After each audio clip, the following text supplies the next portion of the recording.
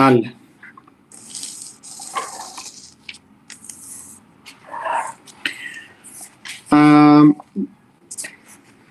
کلاس تخصصیه، از همین الان کلاس شروع میشه.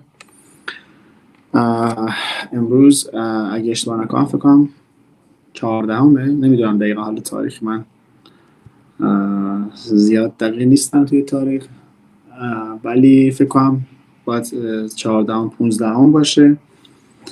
کلاس تخصصی داریم امروز. فصل 13 رو کامل میکنیم و تمومش میکنیم از کتاب The Power of Awareness.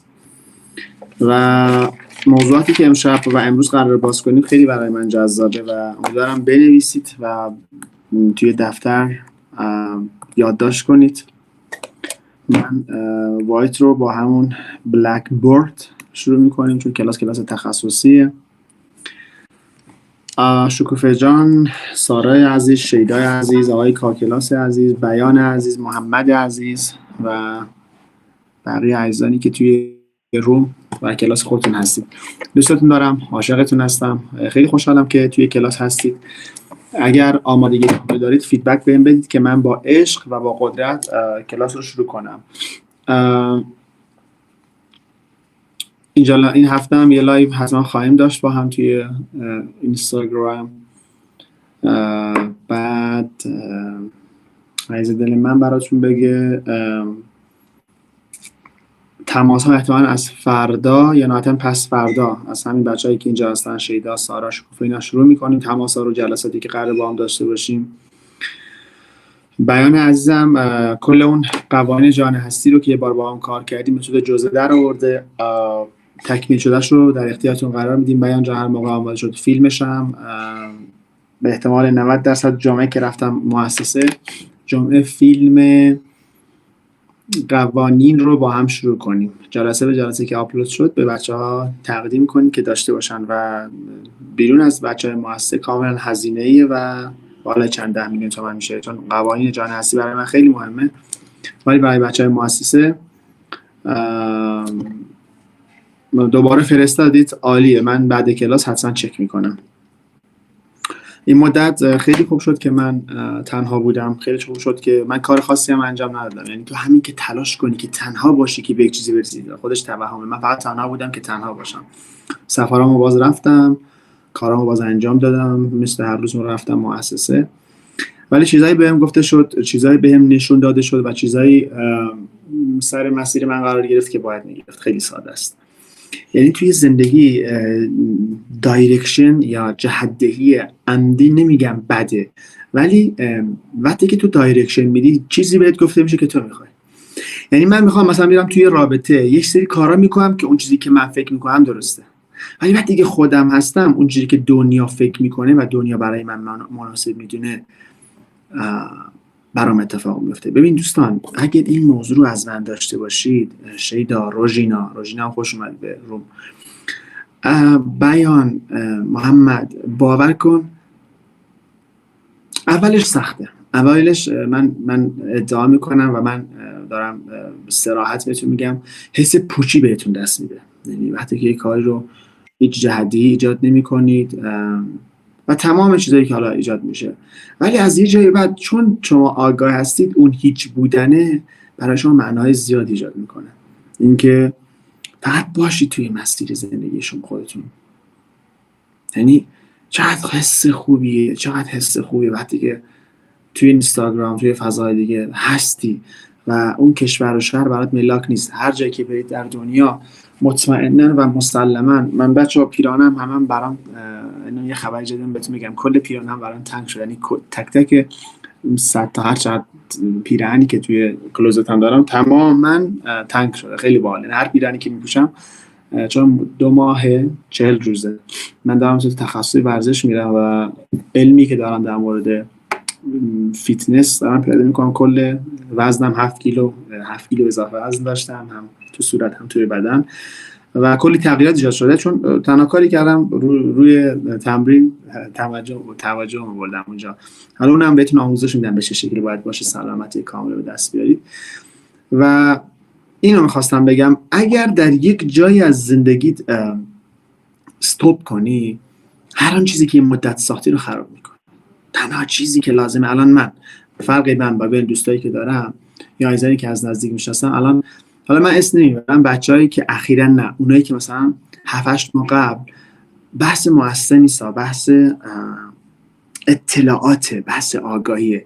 من که میبینمشون، من تا الان واقعا نبود، یعنی اگه باشه من خوشحال میشم به جون هر تک تک خودمون، از خودم شروع کنم. ولی وقتی که بچه‌ها از اون مسیری که ساختن ول میکنن، کلا رها میکنن، بعد یه مدت که میبینم همون درگیری ها، همون ناراحتی ها. یکی از بچهای مؤسسه که از کلاس تخصصی بود، بگم 8 ماه ندیدمش، تازگی دیدمش، دیدم که مثلا مدرک بالاتر گرفته، تاب لول شده، یه شهر دیگه میخواد بره، آگاهیش، پلک زدنش، نگاهش، خنده هاش تغییر نکرده بود. من هیچی نگفتم، فقط داشتم بهش تبریک میگفتم و خودش خیلی باحال بود، به چشام نگاه کرد، گفت میدونم که میدونی، گفت میدونم که تو میدونی که من در چه وضعیتی هستم. خیلی جمله باحالی بود. گفت میدونم که تو الان میدونی که من در چه وضعیتی هستم و لازم نیست من توضیح بدم. این چیزی که ساختی رو تو هر مسیری از زندگی هستی، ازدواج کردی، رفتی یک کشور دیگه، یک فضای دیگه، ببین من شادمانی‌ها یا هر فضایی که شاید نباشیم، این لایف استایل لعنتی رو بساز. اینی که هستی رو باید یه نفر بیاد بهش احترام بذاره. من توی رابطه عاطفی که بودم چند سال قبل، حالا که از خصوصی من راحت صحبت میکنم، مثلا 8 سال قبل، 7 سال قبل، هیچ وقت یادم نمیره توی مسیری که بودم، خب نتایج کمتر بود، ولی من کاری برای نتایج نداشتم.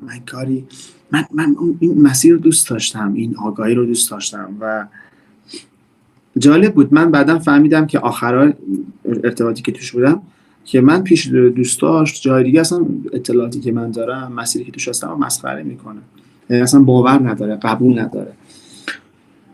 و الان از این قضیه خیلی چند سال میگذره، ولی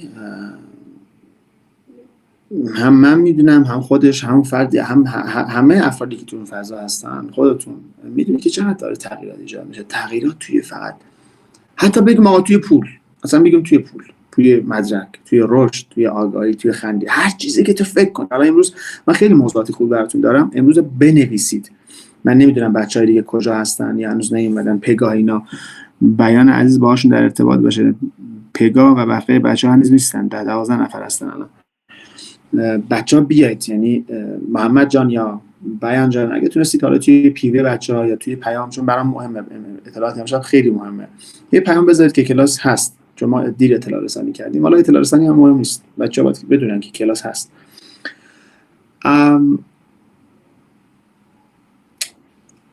ببین تمام اون اطلاعات، تمام اون مؤسسات دیگه، اساتید دیگه، تمام این کتابا باید به جایی برسونه شکوفه رو، باید به جایی برسونه روژینا رو. روژینا چرا سر کلاس منه؟ شکوفه چرا سر کلاس منه؟ محمد چرا الان نمیدونم، الان بیمارستانه پیش سمیه از، نمیدونم، با کلی خستگی با سر کلاس. یه چیز، این سمیه، این شکوفه نیست، این محمد نیست، این روژینا نیست، این شیدا نیست که سر کلاس. این یه چیزی فراتر از اونه که بحث کلاس من هم نیست. یه چیزایی میخواد، به یک ثبات میخواد برسه، یه چیزایی رو از زندگی میخواد تجربه کنه. ببین علاوه بر کلاسایی که من دارم برات میذارم، اگر توی گروه فعال نباشی، اگر کنکاش نکنی، ببین مؤسسه چند مرد حلاجه، سوال بپرس. هیچ سوالی نداری، هیچ سر زندگی نداری، هیچ چیزی نمیخواد تو زندگی حل کنی، هیچ جای زندگی نمیخواد رشد کنی، چرا به من، به محمد، به مؤسسه فشار نمیاری؟ چرا فقط میای هفته سر کلاس میری و تموم میشه؟ من میخوام به چالش وارد کنم. این یک.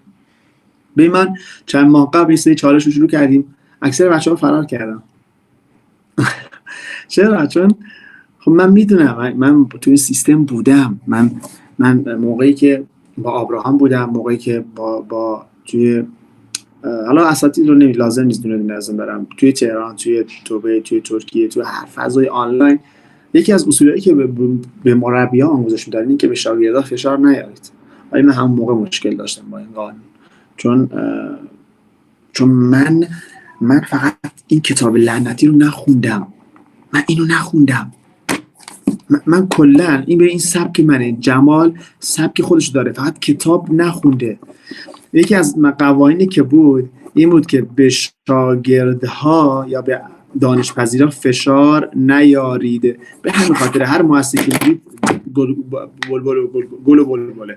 و من اومدم چیکار کردم؟ گفتم اوکی چشم، من از این قانون پیروی میکنم. 3 ماه، 5 ماه، 6 ماه، از 6 ماه سختش میکنم. چرا؟ چون من ورزشکار بودم، فیزیکی کار کردم، کار رو انجام دادم، دنیای دیگه ای داشتم، با افراد دیگه در ارتباط بودم، اونها سری قوانین دیگه رو داشتن.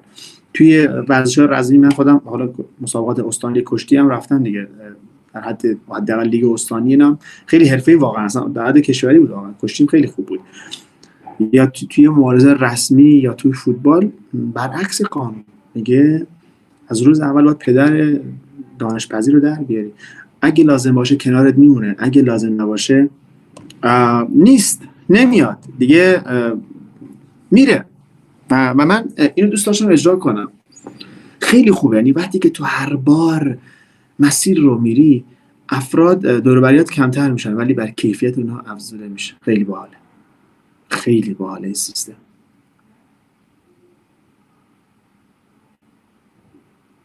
من با این قانون مشکل دارم که شاگرد رو بالا سرت بذاری به هر چی که اون گفت. چون با پراکتیر هم توی که سمیناراش دقیقا هم گفت من با پراکتیرم. ولی اینقدر باحال بود، گفت حلقه نزدیک بودیم دیگه، ولی گفت الان توی حلقه نزدیک کنن 80 نفرید، 70 نفرید تو کل دنیا. 70 نفر میتونه توی حلقه نزدیک باشه، تو هر کسی نمیتونه. همه دوست دارن به روش خودشون بهشون آموزش داده بشه.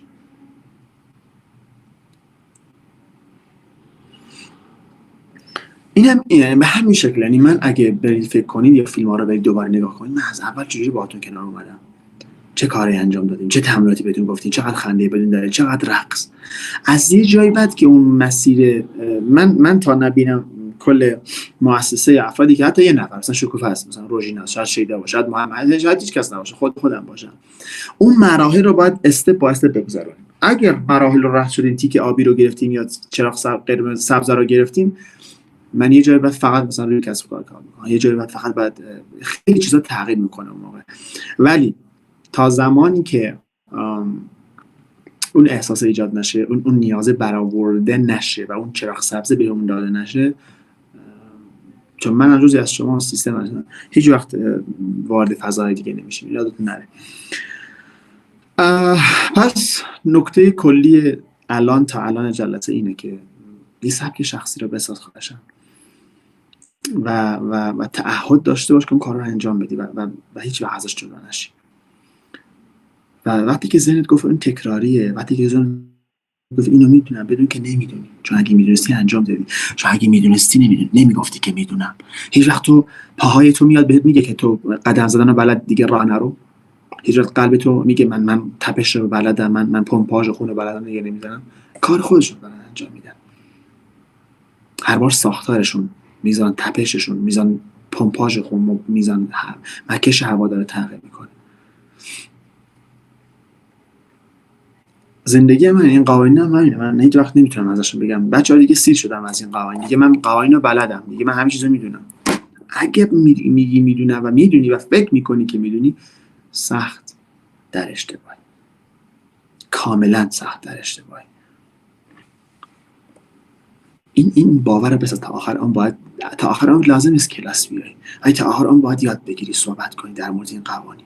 نمیدونم چقدر در زندگی در اینا رو پیاده میکنی و اوایل مسخره میشی، اوایل بهت میخندن، اوایل همین شاید همین الان شما اوایل زندگی شما باشه، بهتون گیر میدن، میگن بابا تو دیگه 4 تا کلمه یاد گرفتی میاد برای ما کلاس میذاری. تمام اینا رو احتمالاً بشنوید. ولی الان به من گفته نمیشه دوستان. من اون روزم بهتون گفتم من شادمانیا دارم اعلام میکنم. میخواید صدامو ضبط کنید، میخواید داشته باشید، هر چیزی که هست. من شادمانیا وارد برهه جدیدی از زندگی شدم. واقعا همه چیز برای من رنگ، طعم، بو، نگاه، معاملات، پولایی که میبینم، سطحی که توش هستم، همه چیز داره تغییر میکنه. چیزایی که بهم گفته میشه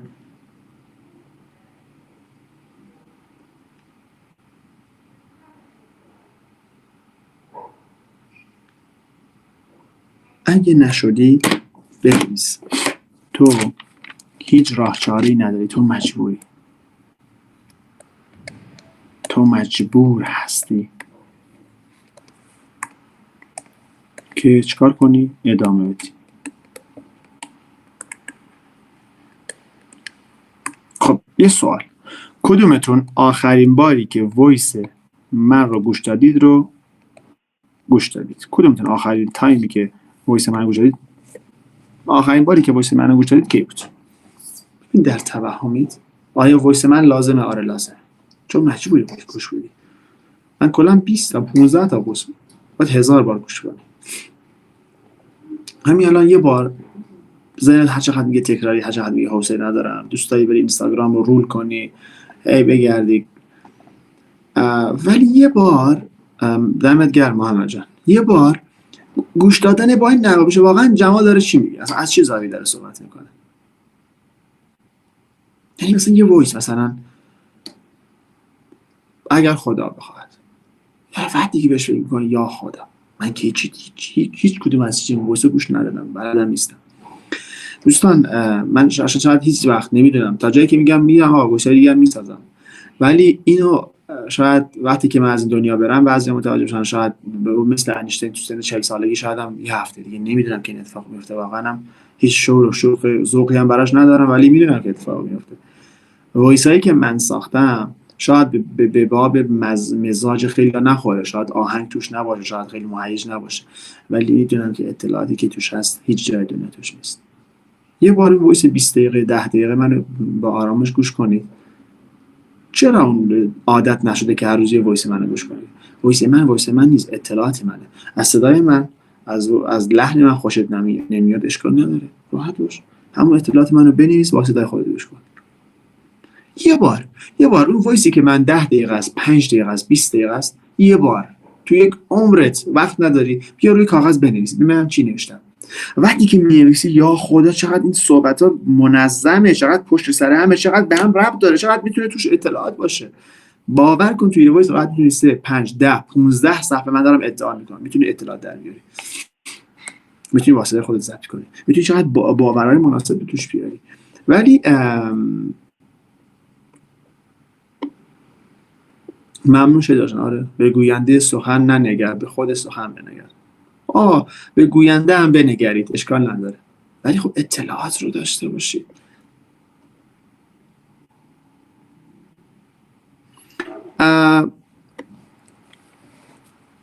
مثلا امروز یه چیزی بهتون بگم، کلاس رو این مقدمات برای این بود.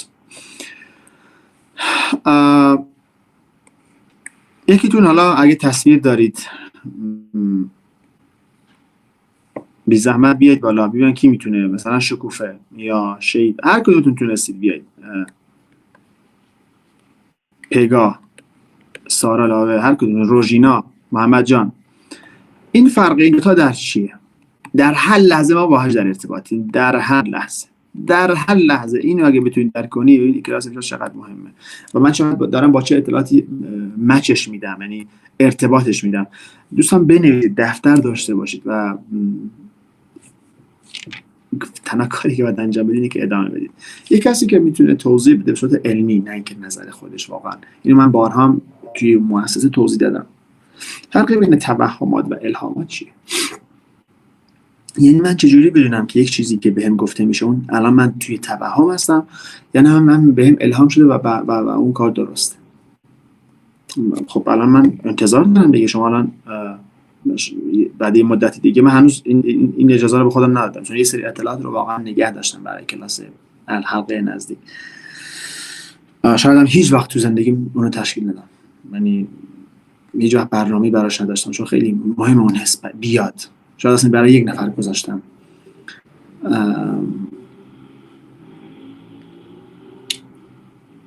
ولی بعضی چیزا رو خیلی به صراحت بارها توضیح دادم. میتونید یه نفر بیاید بالا، مثلا نمیدونم در چه موقعیتی هستید، روژینا، شیدا، سارا تو خونه هستید، میتونید این فیدبک بهم بدید.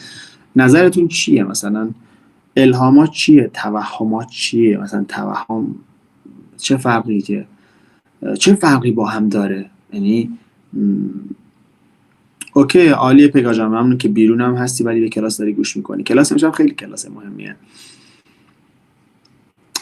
میبینم اون صحنه رو که 10 سال بعد، 15 سال بعد تشکیل خانواده دادید، بدن سالم دارید، خیلی از نتایج زندگی تغییر کرده و امیدوارم این صحنات اینجوری الان یه عکس، یه اسکرین شات، یه جایی توی نوشتهاتون بکشید که من تو اون فضا اهل آموزش بودم. بعدن اگه ام، بعدن اگه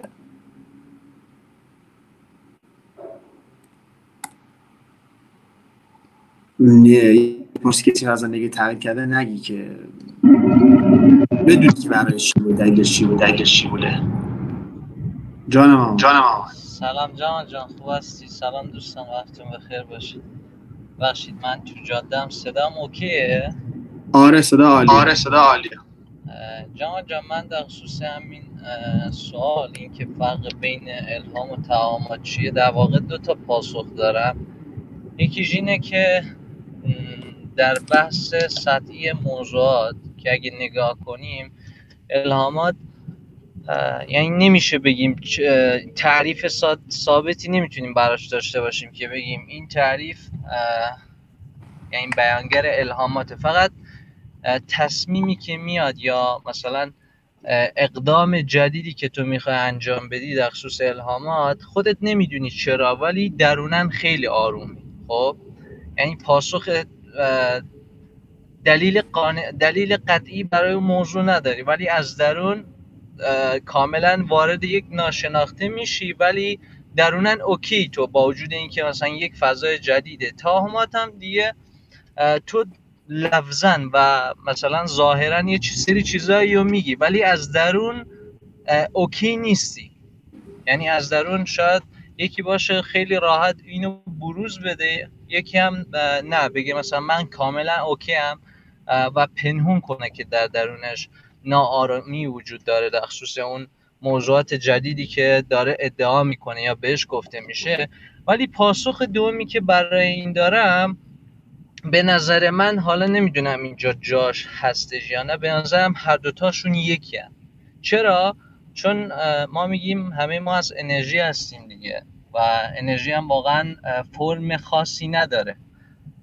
اگه دوستان یادشون باشه در خصوص جلسه قبل که موضوع بازی کردن بود، حالا نمیدونم جلسه گذشته بود یا 2 جلسه پیش بود، بحث این بود که ما میگفتیم که ما باید بازیگرای حرفه‌ای باشیم. این بازی کردنی یعنی چی؟ یعنی که تو هر چیزی رو که بازی کنی وارد میشه، هر چیزی که بازی کنی تو بهش میتونی فرم بدهی و شاهد حضورش باشی توی فیزیک، توی زندگی.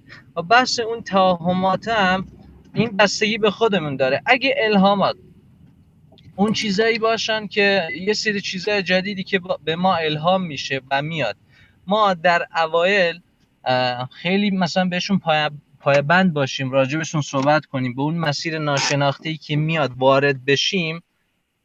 ولی قبل از این که حتی من میگم 99 ممیز 99 و ممیز 99 صدم درصدم این مثل آپلود شدن، یعنی مونده باشه، رد شده باشه، یک تار مو، یک صدم درصد مونده باشه که کاملا آپلود بشه و وارد زندگی ما باشه. اگه ما همون لحظه به اون الهامه ایمانمون از دست بدیم، الهامی اصلا باقی نمیمونه، برمیگرده به همون توهمه. و برعکس، اگه اون توهماتی که ما احساس میکنیم که یک نوع توهمن یا از دید دیگران احساس کنن که یک نوع توهمن ولی ما بهشون وفادار باشیم، اون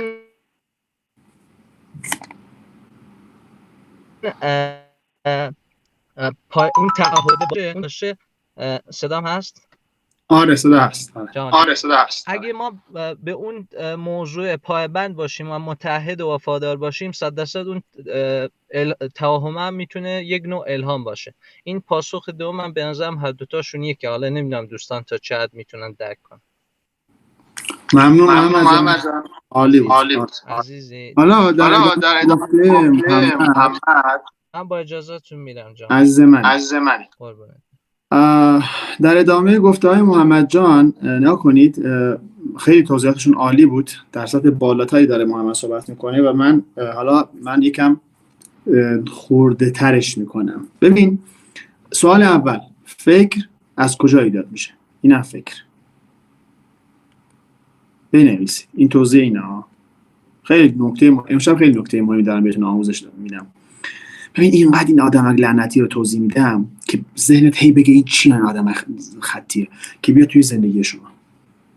من دیشب آقای کریم زاده بود، پریشب خونه ما بود، یه فیلمی رو سادوگوره چی آقایی هست که مثل اوشو سادوگوره اگه اشتباه نکنم،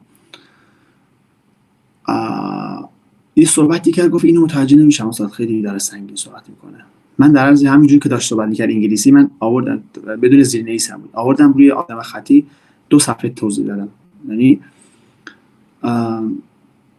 من دیدم، یعنی حالا من فیلمم کریم زاده خیلی راحتیم هنگ کرد یه لحظه، گفت این چیه نوشته؟ گفتم همون چیزی که اون گفت. بعد روی آدم خطی براش در عرض 10-15 دقیقه توضیح دادم.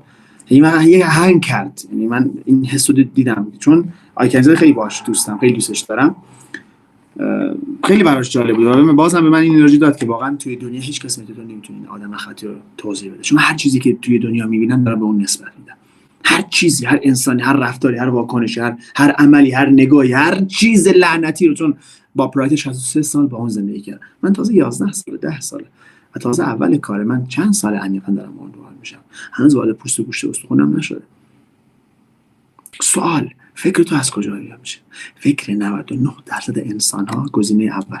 من با خط قرمزم جدا کنم، فکر 99% انسان های دست اول، اونایی که سمت چپ هستن، اونایی که اونوری هستن، ناشی از باورهای اونه. یعنی اگه بهش داری فکر میکنی، باورهای اونا داره افکار اونا رو میسازه، باورهای قبلی، محیطی که توش بودن، عقاید اونا، نظر دیگران، محیطی که توش بودن. فکر کنید الان تو فکر تو از کجا ساخته میشه؟ امروز فکرایی که امروز داشتی ناخودآگاه، اون چه تو فکر میکنی بیداری، تو 10 دقیقه 20 دقیقه 1 ساعت، نه 2 ساعت تو به افکارت آگاه هستی. 22 ساعت بعدی اون 60000 از بین 65000 تا اون 55000 تا 60000 در بقیه اصلا تو خبر نداری. ناخودآگاه از باورای تو میاد، از محیطی که توش بودی، از دیگران، از باورها، از عقاید، از ژنتیکت، از جایی که توش بزرگ شدی.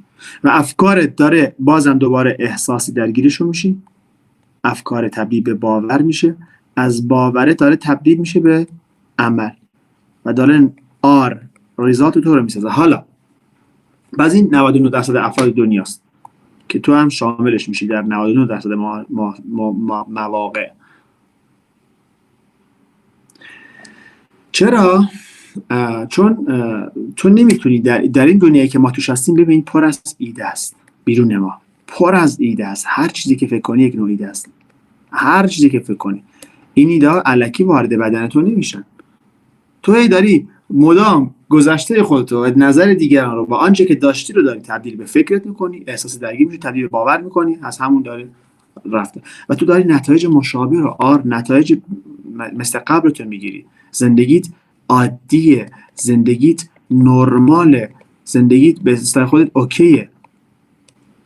ما اینو نمیخوایم، ما زندگی اوکی نمیخوایم، ما زندگی پر از چالش میخوایم، پر از هیجان، پر از بالا پایین. این دوست داشتن، این لذت بخشه. حالا در این دنیایی که پر از ایده است،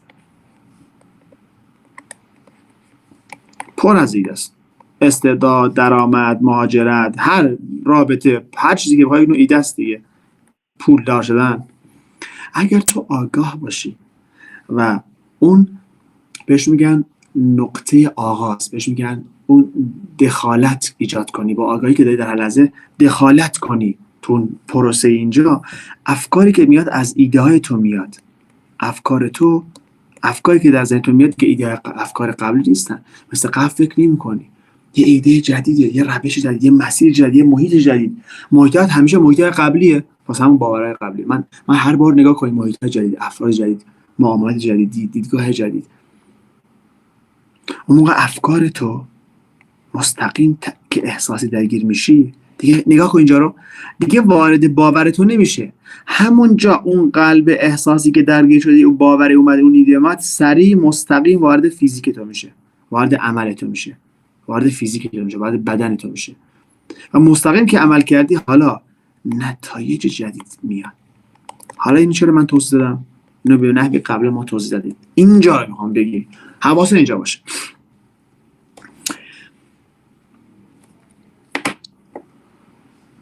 این گزینه دوم دقیقاً همان الهامات. یعنی چی استاد الهام؟ یعنی اگر ایده‌ای بهت گفته شد، ایده سریع وارد ذهن تو شد و تبدیل به فکر شد و مستقیم احساسی درگیر شده بدون که تحلیل کنی و اون پروسه رو طی نکرد، مستقیم نگاه کن در یک خط. من با سبز میکشم. فکر و قلب و احساس و عمل تو در یک راست است. نکن به فلشه، در یک راست است، در یک مسیره. فکر و احساس تو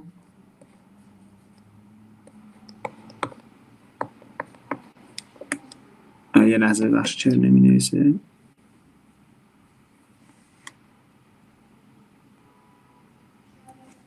اینجاست. الان درست. فکر و احساس تو دقیقا در یک راست است. فکر، احساس و عمل. یعنی بدون صرف انرژی در همان لحظه نکن، همان لحظه خیلی نکته مهمیه. همان لحظه. من با بنفش بیا. همان لحظه، یعنی هیچ لحظه وجود نداره. کار چرا نمی نویسه؟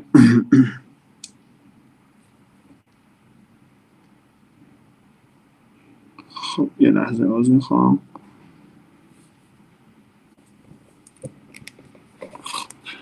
نمی نویسه. خب این نمیدونم فکرم باتیش تمام شد. در همان لحظه داری انجام میدی الهامات. یعنی تو برید الهام شد.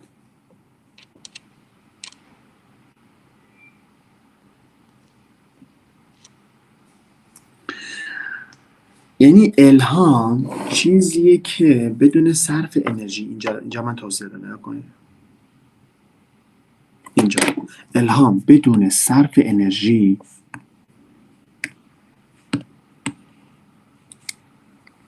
میان دلیلش چیه؟ این با دست می نویسمش کنم. بدون صرف انرژی مستقیم منجر به عمل تو میشه. این الهام.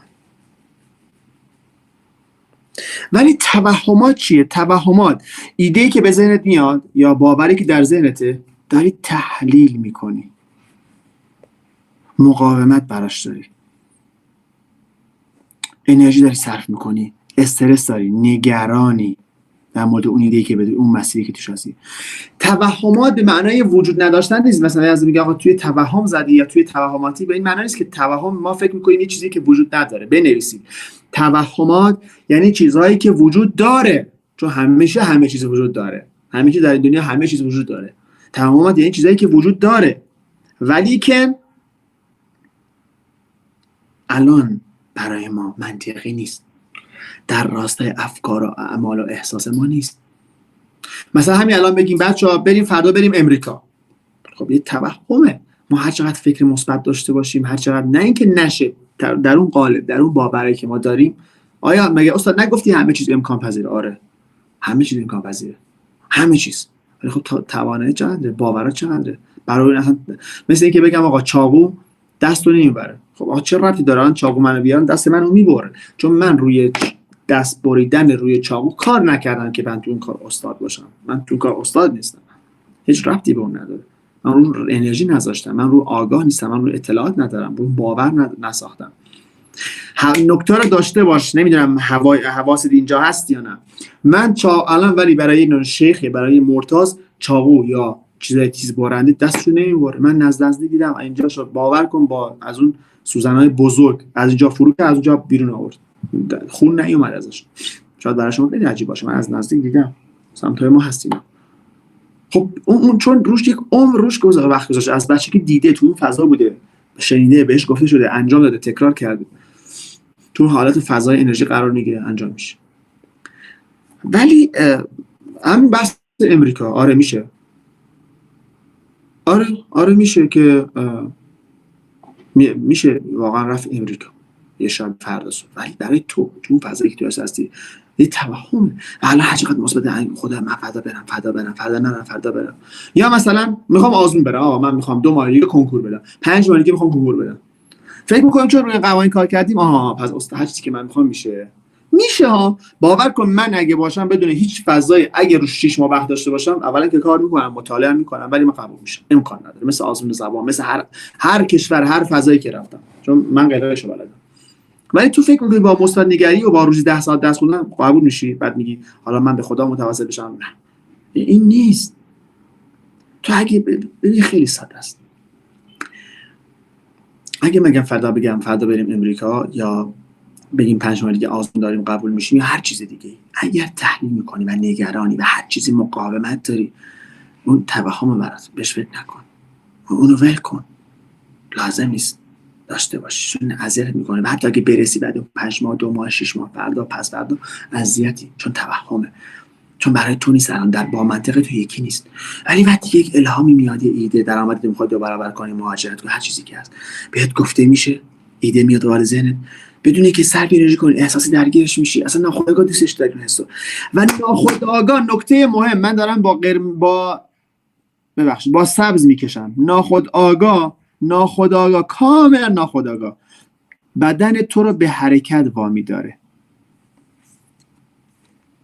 من خوشگل بنویسم که اگر ازش عکس گرفتید بعدا نگید چرا اینجوریه. بدن تو رو به حرکت وامی داره. حرکت میکنی بدون اینکه بخوای، حرکت میکنی تو مسیر. ولی حالا تو یه چیزی که برای تو نیست، با منطقت نه، تو توانی همه چیزو داری، ولی تو هنوز اجازه نداری تو مسیر. تو درآمد 2 تومنه، میگم آقا فردا درآمدت 1 میلیارد تومنه، مثبت فکر کن. یه توهمه. پس درآمد 1 میلیاردی برای تو وجود داره، ولی الان قابل امکان نیست، الان برای تو منطقی نیست، چون نبودی، چون فاز نیستی، چون اون مسیر نیستی، چون درآمد ندیدی، چون درآمد 500 و 700 و 800 رو تجربه نکردی 1 میلیارد تجربه کنی، پس برای غیر منطقیه. ولی برای نفری که درآمد 800 میلیون تومان داره، اگه به چشاش نگاه کنم و بهش بگم که آقا 2 ماه دیگه من درآمد تو 800 تومان 1.5 میکنم، برجی براش عادیه، چون 800 تومان رو ساخته، 900 تومان رو ساخته. همین است مسیر. پس در هر لحظه تو میتونی الهام بهت بشه با آگاهی که داری. وقتی که بهت گفته شد، بدونی که تو هیچ کاری کنی، بدنت خودت داره تو داری میبینی که بدن داره حرکت میکنه. الهام یعنی چی استاد؟ میشه عمیق‌تر بگی روی آدم خطی چشم؟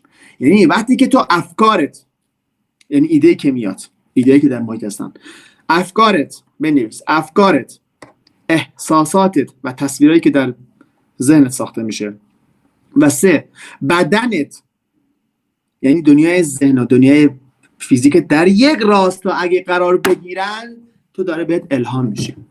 و اوشو میگه اون موقع هر خواسته که بخوای ظهور پیدا میکنه، منیفست میشه. ولی این تو میگه این ها رو انجام بدی.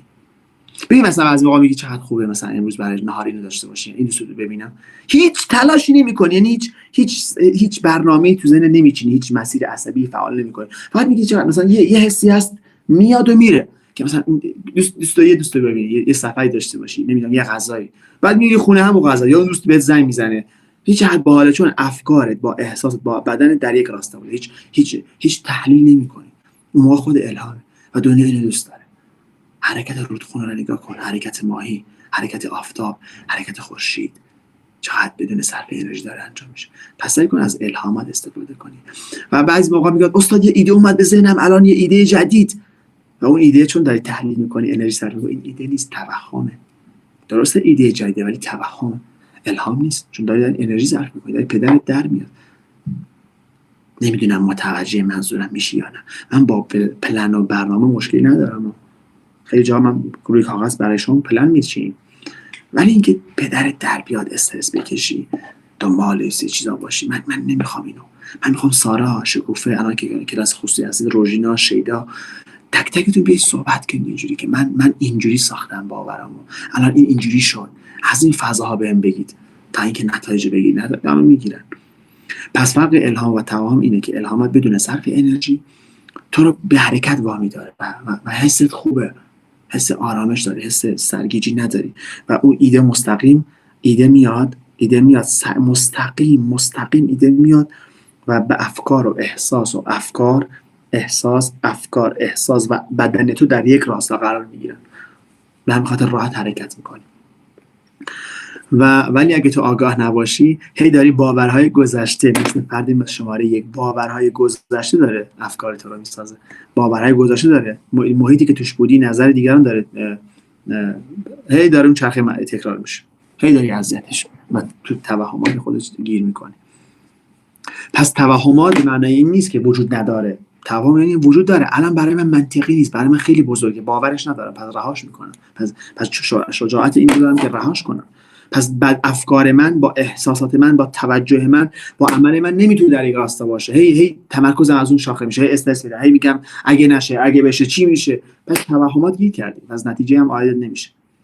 اوکی، اینم از این موضوع.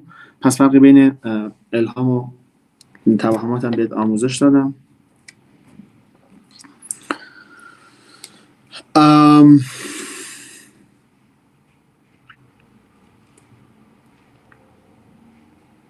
شهود همونه.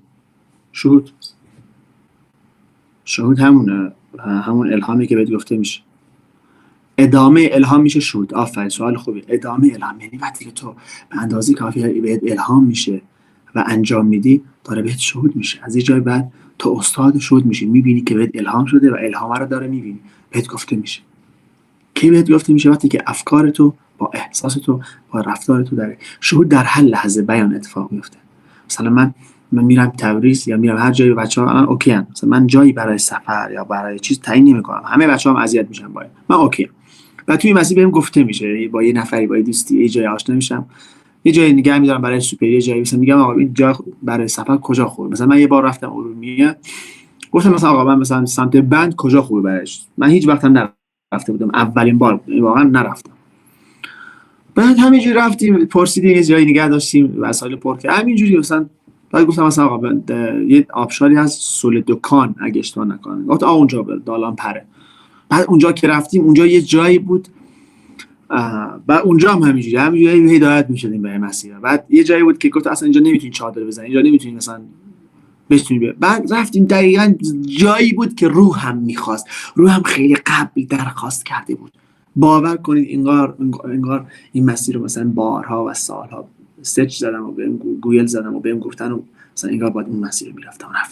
مثلا اون ماشین چجوری اونجا رفت، اون همه مسیر رو 1 ساعت اونور رو، اون بالا پایین ها رو، اونجا خاکی نگه داشتیم، اون وسایل اصلا داره میچینه برات دنیا. هم مثلا برای مهاجرت من میگم اصول کلی تعیین کنه. آقا مثلا من امریکا دوست دارم، نگو ول کن، حتی اونم باور کن زیادیه.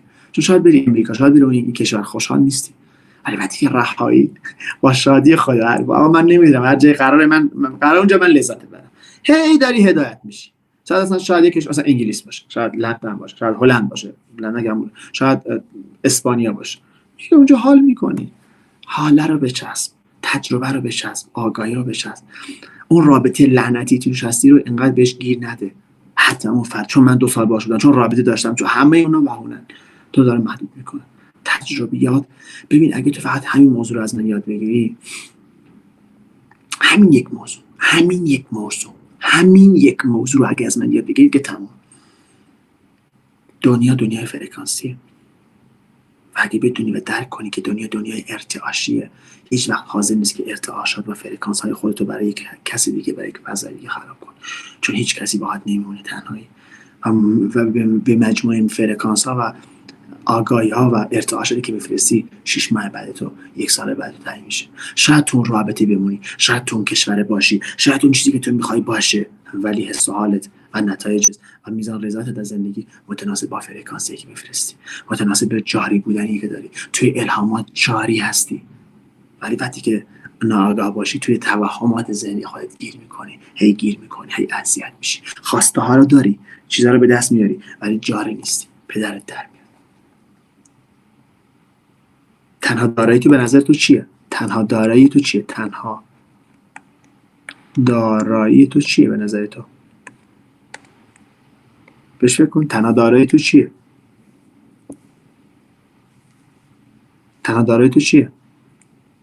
زمان.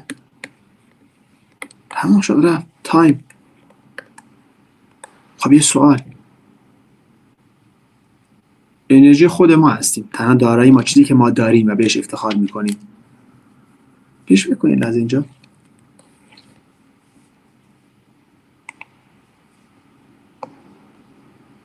لازم بهش بکن. چرا اینجوری میشه؟ نمیدونم. مداد داره از ها. خب فکر کن تنها دارای شما تایمه. چی داره بهش معنا میده دوستان؟ چی داره بهش معنا میده؟ ذهن شما، مایند. یعنی ذهن شما، چون شما اینجای دیگه، تو اینجا هستی دیگه، ذهن شما داره معنا میده به دنیای فیزیکی شما، به تایم شما. تایم اینجاست. تایم در بعد فیزیکی دیگه. ما تایمی نداریم، در بعد فیزیکی داریم میگیم تایم داریم. تایم اینجاست. چه چیزی داری به اون بعد فیزیکی و دنیای فیزیکی که تنها داره ما زمانه معنا میده؟ ذهن شما، ذهنیت شما، میزان آگاهی شما. خب چه از ذهن رو شناختی؟ چقدر داری روش تموم؟ همین الان این سوال 2 تا سوال هم بپرسیم. 2 تا سوال خیلی مهم. سوال اول بنویسید اینا. 2 تا سوال خیلی مهم. سوال اول و سوال دوم. سوال اول: دنیای بیرون مهمتر است یا دنیای درون؟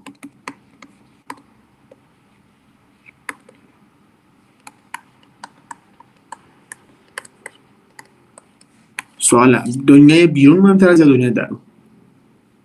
دنیای درون. روژینا، بیان، محمد، شکوفه، پیگاه، تک تکشون پیشواتون، همه بچه که هستید بگید هر دو. خب من الان میگم دنیا درون مهمتر. خب کی میتونه به من بگه اشتباه میکنه؟ هر دو آفرین مهمه، ولی من میخوام امروز روی این کار کنیم که دنیای بیرون مهمتره. تو ذهنتون اینجا بشه که دنیای بیرون نامهم نیست. همتون میگید هر دو مهم هستن، ولی چقدر روی دنیای بیرون؟ اگه مهم نیست چرا به ظاهرت میرسی؟ چرا هر روز میری آرایشگاه؟ چرا لباس میخری؟ چرا مدرک میگیری؟ چرا ازدواج میکنی؟ چرا سکس میکنی؟ چرا هر چیزی که هست دنیای بیرونه.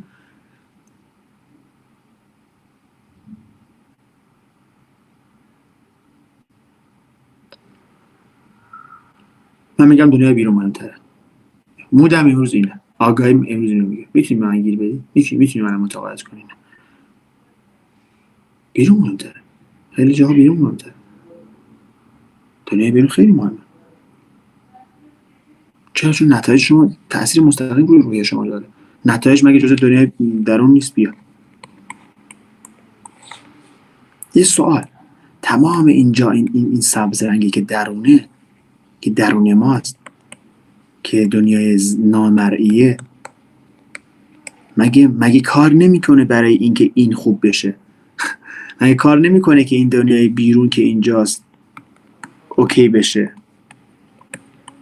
یعنی پس همه چیز داره برای اون کار میکنه. پس دنیای بیرون خیلی مهمه. پس تو باید بهش برسی. تو باید به ظاهرت برسی، تو باید به آگاهیت برسی، به بدنت برسی. من چرا هر روز میرم باشگاه؟ دیوونم مگه؟ چون میدونم که بیرون من برعکس میکنه. از یه جایی بس مهندسی معکوس داره. بیرون من تاثیر میذاره. آفرین روژینا، روی دنیا درون من، روی ذهنیت من تاثیر میذاره.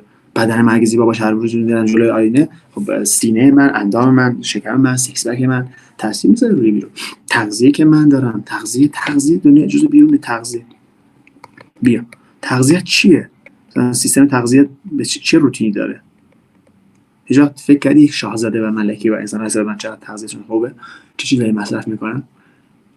لباساشون چرا من مثلا چرا یه گوشی 80 تومن 70 تومن میخرم؟ مثال سواله ها. چرا مثلا یه پیراهن میخوام مثلا 10 میلیون تومان؟ مثال دارم میذارم. چرا یه کفش میخوام 15 میلیون تومان؟ کفش باید اورجینال باشه. مرض دارم؟ تاثیر داره. پس دنیای بیرون هم خیلی مهمه. پس باید برها بخواد آقا دنیای بیرون خیلی مهمه. اوکی درون مهمه، من دارم روی خودم کار میکنم، بیرون هم مهمه. خیلی سوالو باید روش خیلی فکر کنی. یعنی من سوال جزو سوالای مهم زندگی ماست. همین سوال بسته. من تا اینجا که دوست ندارم خسته بشید. بیان جان بنویس برای جلسه بعد روی جزئیاتتون بنویسید که من گفتم قبل الان چهارشنبه من عمدن بگیم عمدن هر من بعضی موقع اطلاعات نمیذارم دوست دارم ببینم روز چهارشنبه چقدر شما فعالید، چه اطلاعاتی رو قراره امروز بشنوید. بنویسید روز چهارشنبه صبحش یا سه‌شنبه شبش چقدر هیجان دارید که امروز قراره اینا رو بشنویم، اینا رو گفته بشه، اینا رو تمرین کردیم. من اینقدر مطالعه داشتم. جلسه بعد در مورد این صحبت کنیم. بیان جان یا محمد جان سوال دوم و سوم بنویسید. سوال دوم و سوم در مورد سوال دوم و سوم جلسه بعد صحبت می‌کنیم. سوال دوم و سوال سوم بین سوال دوم و سوال سوم. آره اما بین سوال دوم و سوال سوم که من بازش میکنم و اون فصل 13 من ترجمهش رو براتون تموم میکنم جلسه بعد. فصل 13 و شروع فصل 15 چون 14 هم خوندیم. اتمام فصل 13 و شروع فصل 15 نویل کادر. این برای جلسه بعد. دوستان این مسیر کلاس تخصصی رو مجبوریم که به همین شکل فعلا روالشان داریم تغییر میدیم، ولی ببینم میتونم حلقه نزدیک فکر نکنم به این زودیا بتونم، ولی کسب و کار رسید کلاس دیگه رو براتون حتما میذارم. نمیدونم چقدر از کلاس و از اطلاعات راضی بودید. دارم با تمام عشق و تمام آگاهی از این جلسه استفاده کرده باشید. دوست دارم فیدبک هم توی گروه بذارید که به چه شکلی بوده کلاس. صد خلاصه الان میخواید بگید یا هر چیزی که هست، اطلاعاتون رو دوست دارید اسکرین شات بگیرید یا هر چیزی که هست.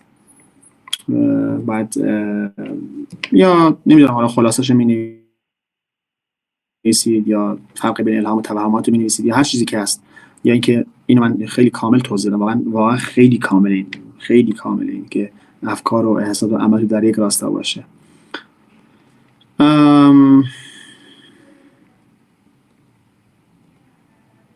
عاشقتون هستم، دوستتون دارم.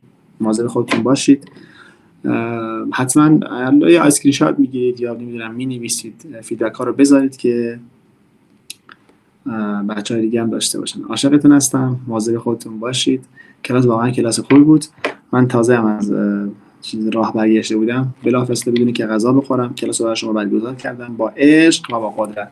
شب و روز خوبی داشته باشید. توی گروه بیشتر فعال باشید و بذارید فیدبک ها رو.